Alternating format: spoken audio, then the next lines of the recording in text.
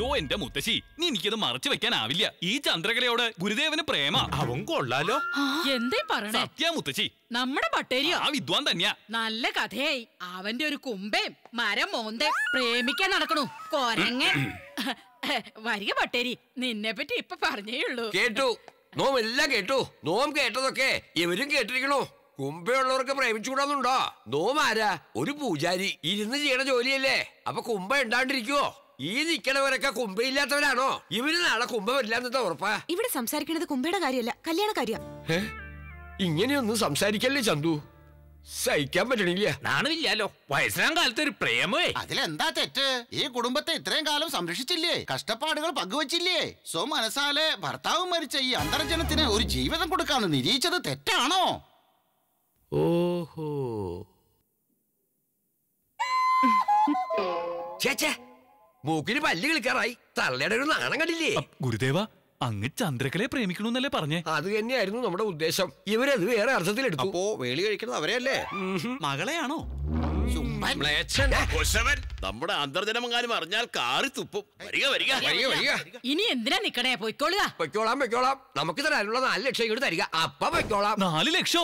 1 ലക്ഷല്ലേ ഉള്ളൂ. അത് വാങ്ങിക്കണ സമയത്തായിരുന്നു. ഇപ്പൊ പലിശയും ചേർത്തേ 4 ലക്ഷം. ആയിക്കോട്ടെ ആയിക്കോട്ടെ, എന്തിനാ തരണ്ടേ?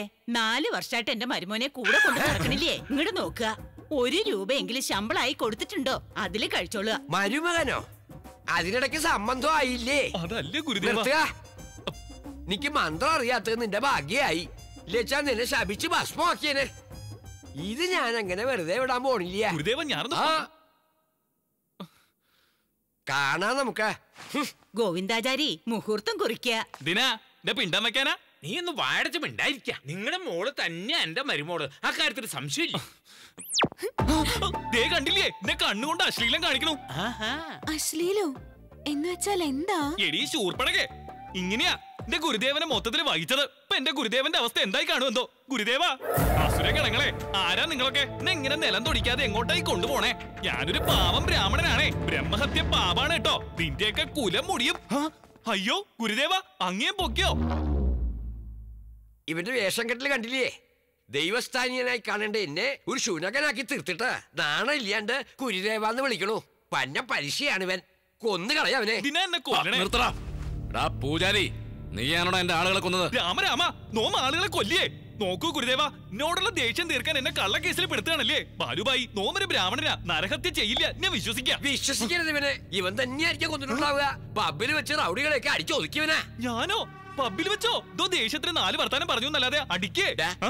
നീ എന്നെ അടിച്ചവനല്ലേ? അടിച്ചു കാണുമോ? മോനെ, ഇവൻ വേഷം മാറി എന്നെ പറ്റിക്കാൻ വന്നവനാ. ഇപ്പൊ വിഷയം മാറ്റി നിങ്ങളെ പറ്റിക്കാൻ നോക്കുക. ഞാൻ ഉറപ്പിച്ചു പറയാം, ഇവനാ കീഴ്ച്ചവനെ. എന്റെ ബാലുബായി, ധന്യായാണ് കേട്ടോ. എത്ര പൂജ നോമ ഇവിടെ ചെയ്തിട്ടുണ്ട്. മരിച്ചവർക്ക് കർമ്മം ചെയ്യുന്നല്ലാതെ നമ്മെ കൊണ്ട് കൊല്ലാനൊന്നും ആവില്ല. നമ്മെ വെറുതെ വിടുക. ബ്രഹ്മഹത്യ മഹാപാപാണെന്ന് ഇയാളോട് പറയാ. റസൂൽ, എനിക്കെന്തോ ഇവന്മാര് പറയുന്ന അത്ര വിശ്വാസം വരുന്നില്ല. എന്റെ ആളുകളെ കൊന്നത് ഇവനാണെങ്കിൽ ധൈര്യമായിട്ട് എന്റെ വീട്ടിലേക്ക് വരുമോ? നമുക്ക് ഇവനോട് ലോക്ക് ചെയ്യാം. വീണ്ടും കൊലപാതകങ്ങൾ നടക്കുകയാണെങ്കിൽ ഇവനല്ലാന്നർത്ഥം. എന്തു പറയുന്നു? അയ്യോ ബാലുബായി, നിലത്ത് നിർത്താൻ പറയാ. നോം കൗബീനം ധരിച്ചിട്ടില്ല കേട്ടോ. ഇനി അവൻ ആ പെണ്ണിന്റെ പുറകെ നടക്കണമെന്ന് കാണട്ടെ. അപ്പൊ നോം അങ്ങോട്ട് ഇയാളെ പിടിച്ച് ലോക്ക് ചെയ്യണം. നമ്മുടെ ശിഷ്യനെ പോലെ നോമും കൗബീനം ധരിച്ചിട്ടില്ല കുട്ടികളെ.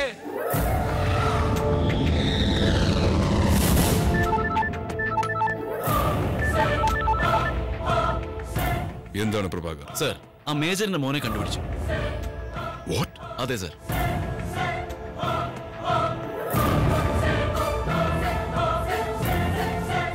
What a good news is that, Prabhakar. ഞാൻ ഇപ്പൊ തന്നെ അങ്ങോട്ട് വരാം. നരസിംഹ, ഞാൻ വരുന്നു നിന്റെ അടുത്തേക്ക്. എന്താടാ നോക്കുന്നേ? അടിക്കണോ? എങ്കിൽ അടിക്കടാ.